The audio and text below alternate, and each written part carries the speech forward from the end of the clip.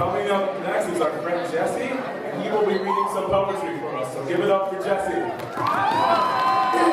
Before I read this poem, I have a bit of a disclaimer for all of you. Ooh, disclaimers, big words. Okay. So, here's the thing.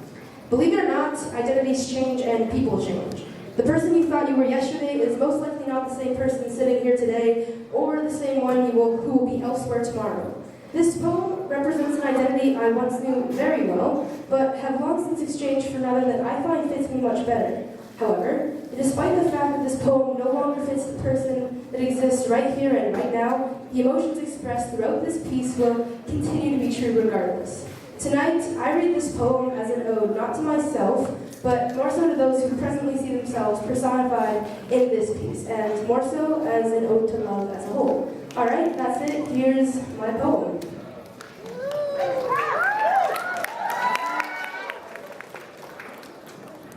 Some days, I wish broken hearts would leave black eyes. Or that the names we get called every second of the day would leave scars on our skin as deep as they do on our souls, because maybe then, when we look as broken on the outside as we feel on the inside, our stories will finally mean something to someone. I was alone, trying to make sense of a lot more than I could handle. Blacktop eating place, home to training bras and boy talk. I didn't have much to contribute until one day when the questions all turned to me, and without thinking, I said her name.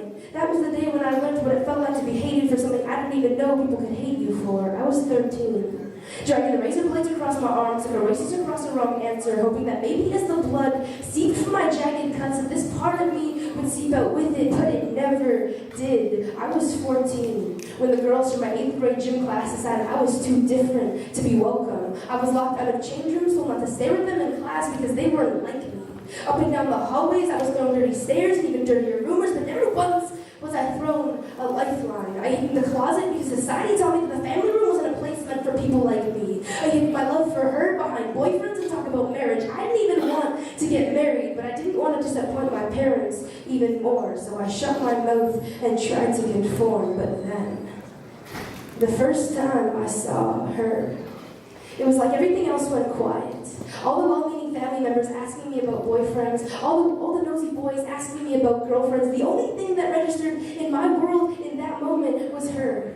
The way her name felt like home as it slipped off my tongue for the very first time. The way her words painted pictures onto my blank canvas existence, and her kisses. The way they were soft to the touch and tasted of bubblegum mint and rebellious sin. Sure, when I was younger, I pretended to love boys, but that was only because I had been told anything was better than loving a girl. But there isn't a single boy in this entire world who's ever given me the same butterfly feeling in the pit of my stomach that she does from just being. I look at flowers and feel inspired. Because the purple in their petals reminds me of the purple in her dress, the one she wore the night we met. She is the best poem I have ever read, the most beautiful piece of art I have ever seen, the sweetest melody I have ever heard, and I am the luckiest kid in the world because my hand is the one she likes to tangle her fingers through as we walk through busy malls and down crowded streets, our eyes daring someone to call us out and tell us our love isn't authentic. At night, I stare into her eyes, trying to input every single part of her to memory so that I won't feel completely empty as I walk down the halls tomorrow, spitballs in society, rocketed towards my pride like lead bullets or hand grenades. I am a soldier, caught on the enemy line, dodging in and out of classrooms, camouflage battlegrounds tonight. It's the memory that's going to keep me from doing the unthinkable. It's the memory that I'll play over and over in my head, trying to convince myself the whole world isn't bad. I don't hate me. I hate that you hate me.